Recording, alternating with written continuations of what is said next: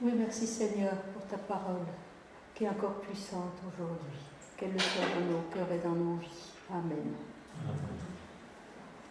Vivre ensemble quand les oppositions s'aggravent. Semer sur la terre brûlée. La conversion de Corneille d'Acte 10. C'est le sous-titre habituel dans nos Bibles. Mais Corneille est-il le seul à s'être converti ce jour-là? Pierre, lui aussi, n'a-t-il pas dû changer d'opinion, revoir ses présupposés, corriger ses préjugés? On verra d'abord Corneille en détail, ensuite Pierre, un peu en détail, et ensuite les deux. Donc d'abord Corneille, l'homme. Corneille est un centurion en poste à Césarée. Alors Césarée, c'est une très jolie ville en Israël, c'est au bord de la mer. C'était la résidence des gouverneurs romains. Ils allaient à Jérusalem seulement au moment des fêtes. Donc ce Corneille est chef d'une centaine de soldats des forces d'occupation romaines. C'est pour ça qu'on l'appelle centurion. C'est un païen, mais c'est aussi un homme pieux. Il priait Dieu constamment. Verset 2. Il fait aussi des aumônes au peuple juif. Il est ce qu'on appelle un craignant Dieu. C'est-à-dire, c'est un païen qui est attiré par la religion juive. Il pratique donc certains rites. Mais à la différence des prosélytes, alors le prosélyte, c'est un homme, une personne, une femme aussi certainement, qui observe toute la loi et qui se fait circoncire.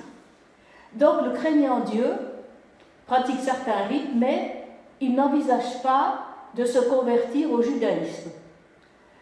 Se convertir au judaïsme, se faire circoncire, est-ce que vraiment Corneille le pouvait en tant que militaire romain?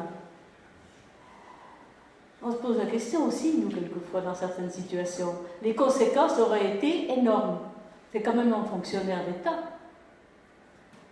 Le défi, les étapes de son cheminement. Un ange apparaît à Corneille.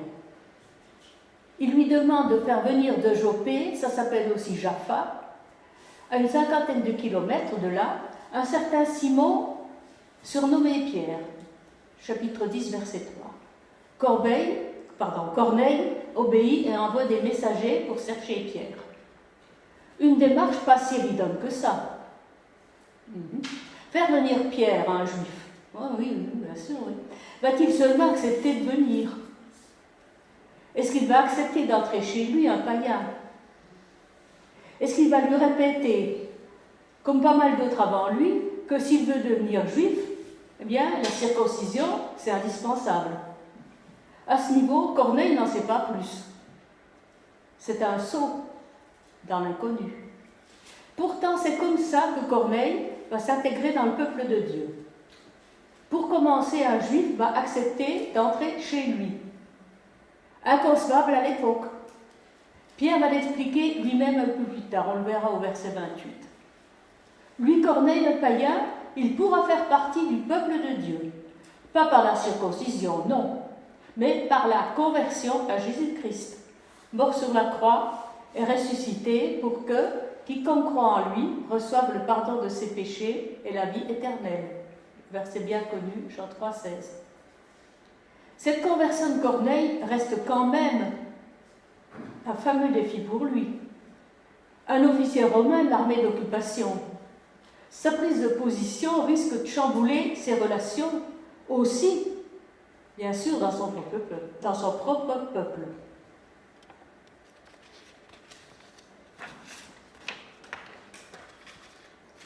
Pierre maintenant. Le défi, lui aussi a un défi.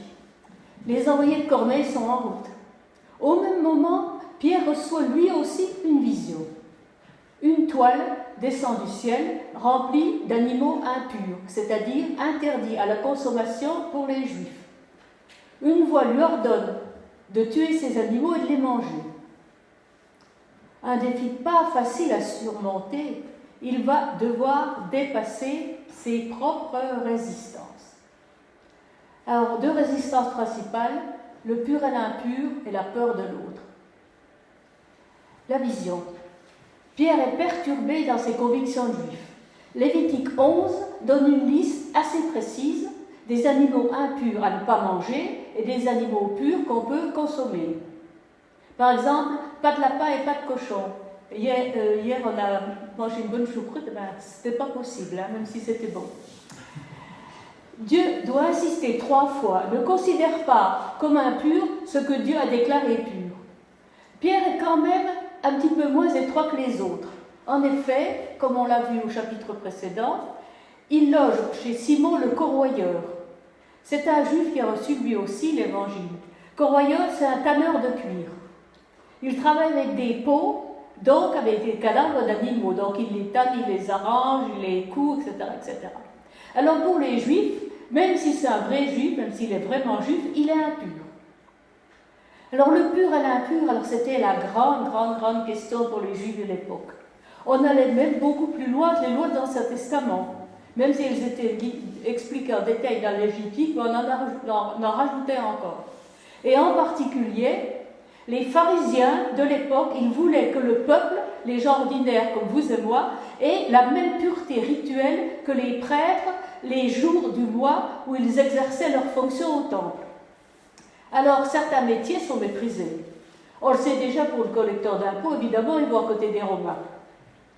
Berger, c'est impur, parce que quand un mouton meurt, il faut bien tirer le cadavre un peu plus loin et l'enterrer. Mais aussi tisserand et orfèvre, fabricants de bijoux. Évidemment, ils ont contact avec les femmes. Et dans la famille, c'est très compliqué aussi. C'est même ingérable, à moins d'avoir un esclave païen pour faire le sale travail. Imaginez, le bébé qui vomit dessus, le vieillard incontinent, le gamin qui s'écorche le genou et éclabousse. Tout cela rend impur jusqu'au soir. Et il faut sans cesse de nouveaux sacrifices et des bains de purification. Alors nous, on a des salles de bain, mais imaginez à l'époque le problème. Les non-juifs. Les juifs les considèrent comme impurs, infréquentables. Ils ne veulent aucun contact avec eux. Rappelez-vous la superstition dont j'avais parlé à propos des femmes samaritaines. On croit qu'elles sont impures depuis leur naissance. Être en règle avec Dieu. Comment ça va se passer? Alors normalement, dans l'Ancienne Alliance, c'était par le pardon des péchés, grâce au sang des sacrifices d'animaux. Et dans la Nouvelle Alliance, par le sacrifice unique du Christ, mort et ressuscité pour les péchés. Alors là, il semble bien qu'une dimension parasite se soit ajoutée. Le péché, c'est pas le mal qu'on fait, ou le mal qu'on pense, ou le mal qu'on dit, mais tout simplement les choses ou les gens qu'on touche. L'impureté, voilà le péché. Pour ne pas y tomber, évitons les autres. Ce raisonnement nous choque aujourd'hui, mais il a certainement fait un tour, je dirais même un tourbillon, dans la pensée de Pierre. Un combat contre ses convictions les plus profondes, ancrées en lui depuis l'enfance. Dieu m'a fait comprendre qu'il ne faut considérer aucun être humain comme souillé ou impur. Verset 29. Un autre combat contre la peur de l'autre, contre l'envie de vengeance. Pierre, c'est un Galiléen. En 4 avant Jésus-Christ, les Romains ont brûlé la ville de Séphoris, pas loin de chez lui en Galilée. Ils ont crucifié 2000 Juifs, ils ont réduit les autres en esclavage. Alors, pendant toute son enfance, pendant sa jeunesse, il a appris à avoir peur des Romains, il a appris à les haïr. Mais cette suite d'événements peut rappeler quelque chose à Pierre. Oui, ça lui fait penser à l'un des prophètes de la Bible, Jonas. Justement, le nom de famille de Pierre, c'est Simon, fils de Jonas. On le voit plusieurs fois dans l'évangile de Jean. Simon, fils de Jonas, m'aimes-tu? Simon, fils de Jonas, etc. Et oui, Simon, c'est bien le fils de Jonas. Lève-toi, Jonas, et va à Ninive. C'est vers l'est du côté de l'Irak actuel. Annonce-leur le jugement de Dieu dans 40 jours. Les Ninivites, des ennemis cruels qui écorchent leurs prisonniers, jamais de la vie. Que le jugement tombe sur eux sans avertissement. Comment se débarrasser? Alors Jonas va en sens inverse à l'ouest. Il prend son billet depuis Jaffa, tiens justement Jaffa, sur un bateau vers l'Espagne, complètement à l'ouest. Une terrible tempête. Le bateau est en train de couler, avec l'équipage, les passagers, avec Jonas. Jonas demande qu'on le jette à la mer. Il se sent quand même un tout petit peu responsable. La tempête se calme. Il nage. Il s'essouffle. Il va se noyer. Il n'ira pas à Ninive. Mais si, Jonas, Dieu y tient. Vraiment. Un grand poisson. Oups! Jonas dans l'estomac du poisson. Pour 3 nuits. Il a le temps de réfléchir. Il se retrouve sur le rivage. Enfin, il va à Ninive. Il annonce le jugement. Et les habitants de Ninive se repentent et se tournent vers Dieu. Mais Jonas continue à rouspéter. Des ennemis païens qui se repentent, j'aurais mieux aimé les voir détruits. Pas mal d'entre nous ont dû lire Jonas dans l'Ancien Testament. Il y a 4 chapitres. Ce n'est pas long. Alors, si vous ne l'avez pas encore fait, lisez-le. Pierre est lui aussi à Japhat, l'autre nom de Jopé. Dieu lui ordonne à lui aussi, avec les mêmes mots qu'à Jonas, « Lève-toi et va avec eux. Va dans la maison de Corneille. Va chez un Romain. Va chez un païen. Annonce-lui l'Évangile. » Les Romains n'écorchent pas. Ils brûlent, ils crucifient. Et en ce moment, ils nous occupent. C'est un païen, pas un juif comme nous.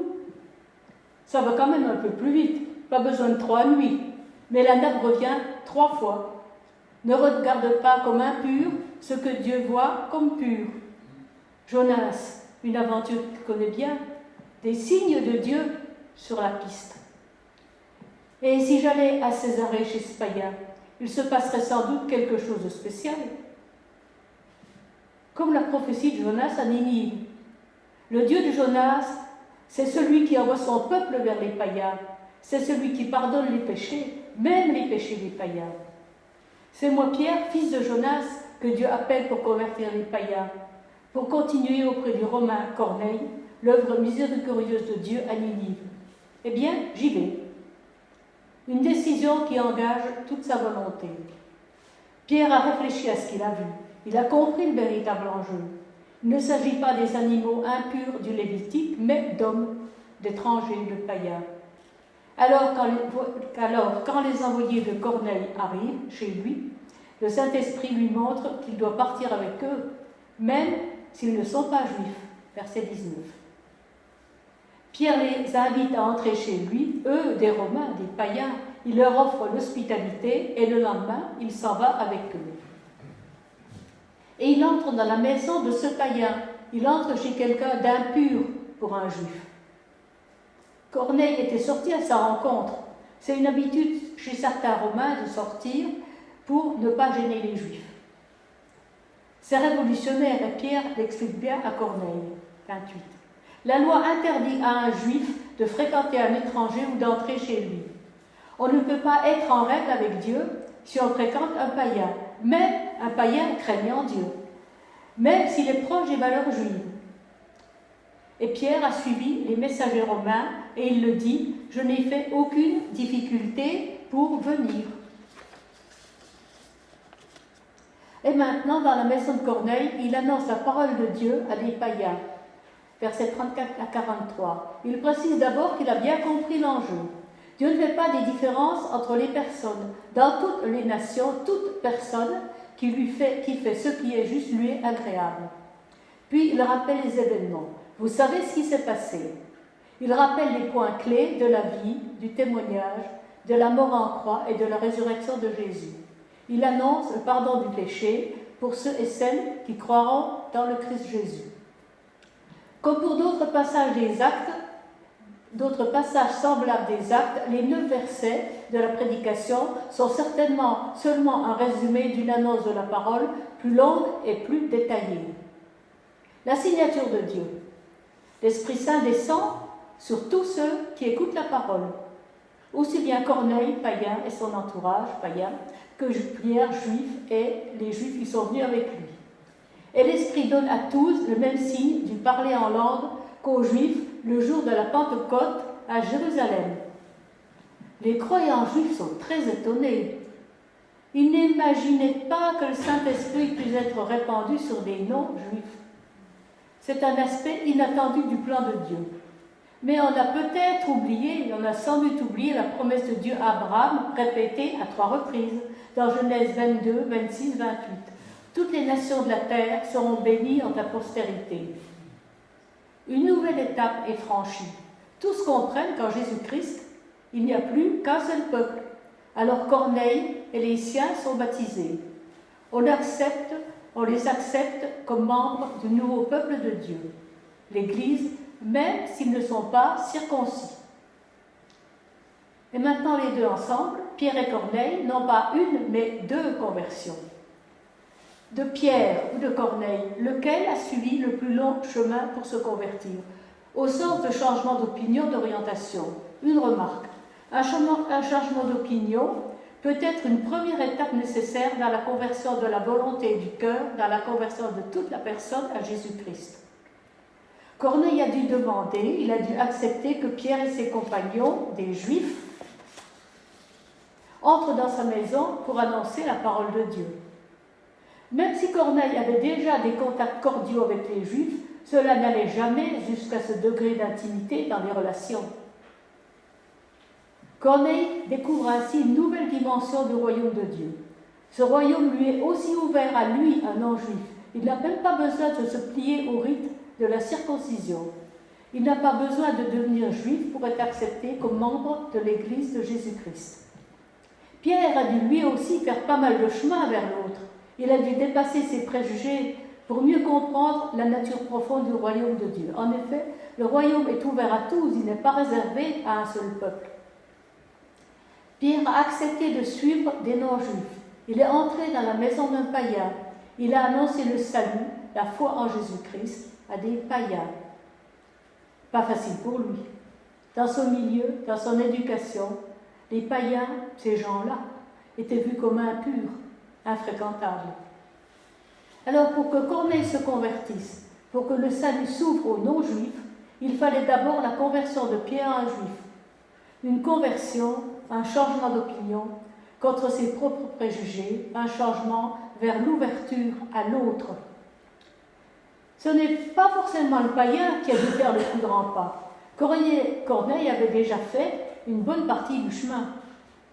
L'élément essentiel, ça a été le Saint-Esprit, à des moments clés. L'indication précise pour Pierre, pars avec ces 3 hommes, c'est moi qui les ai envoyés, au verset 20. Et au verset 44, l'action fulgurante dans la maison de Corneille, le Saint-Esprit descendit, soudain, sur tous ceux qui écoutaient la parole. L'intégration des païens dans le peuple de Dieu, ce n'est pas « tu peux être intégré si tu deviens comme moi, si tu te fais circoncire », mais plutôt « tu es intégré, quel que soit l'arrière-plan du tibia, et même si celui-ci ne me convient pas ou est incompatible avec le mien ». Les applications pratiques, semées sur la terre brûlée. Tout groupe fonctionne avec des règles qui garantissent son confort, sa tranquillité, sa sécurité. Et certaines règles peuvent exclure les autres. Par exemple, pour être fonctionnaire d'État, il faut être de nationalité française, on ne peut pas si on est étranger, c'est une exclusion. C'est comme ça. Mais Dieu a des projets d'extension par-delà les barrières, dont nous pouvons nous accommoder beaucoup trop facilement parfois. Toujours, on se trouve face à des nouvelles situations. Ces situations amènent de nouvelles tensions. Ces situations posent de nouvelles questions. Elles obligent à de nouveaux changements d'orientation. De nouveaux changements d'orientation qui doivent être les nôtres d'abord. Donc pas attendre que ce soit l'autre qui le fasse forcément. Quelles sont aujourd'hui nos résistances? Nos résistances. Ah oui. Par rapport à qui? Et pourquoi? Réfléchissons quand même un peu. Qui pouvons-nous être tentés de ne pas tout à fait accepter dans nos communautés? Aussi peut-être selon nos contextes. Quels sont les obstacles que nous laissons parfois s'installer entre nous? Ces obstacles qui nous bloquent, qui nous empêchent de nous rejoindre les uns les autres. Jusqu'à quel point ces obstacles sont-ils plus importants, plus gros, que de nous accueillir les uns les autres comme le Christ nous a accueillis? À notre époque, malheureusement, le débat entre gens de bords différents pro-vaccin, anti-vaccin, ceux de droite, ceux de gauche, tournent trop souvent à la foire d'empoignée, à la petite phrase méchante et destructrice. Utilisons plutôt notre énergie et notre créativité pour construire, préserver, reconstruire parfois notre communion. Même si certaines opinions personnelles peuvent diverger. Pour cela, il faudra des conversions, des changements d'opinion, des changements d'attitude de part et d'autre.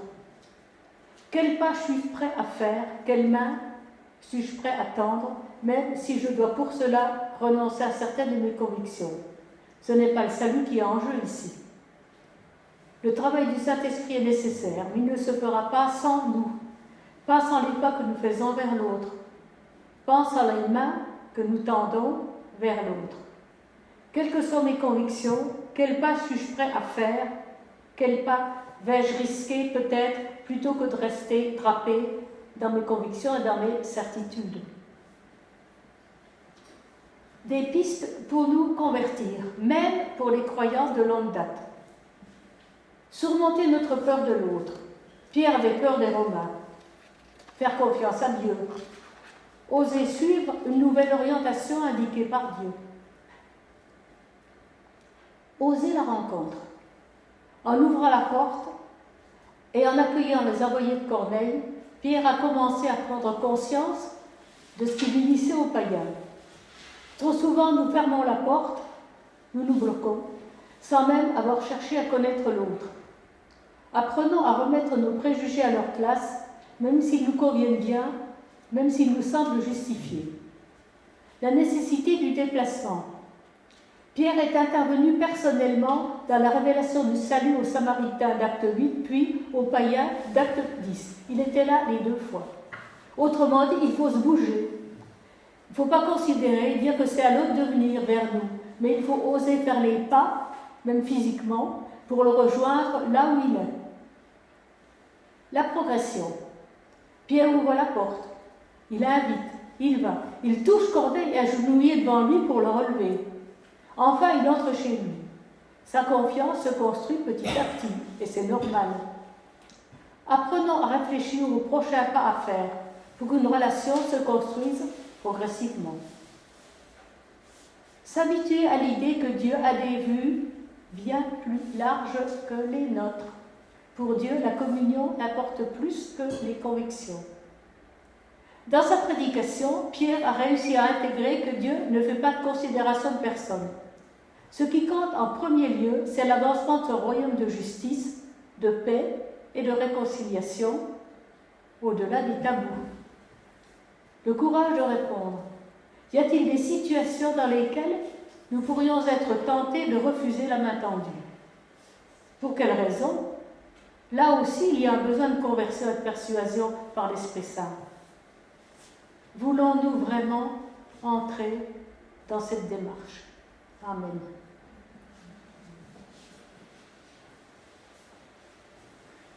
Merci Seigneur de nous parler par cette parole aussi nous percuter, pour que nous agissions comme tu le désires. Amen.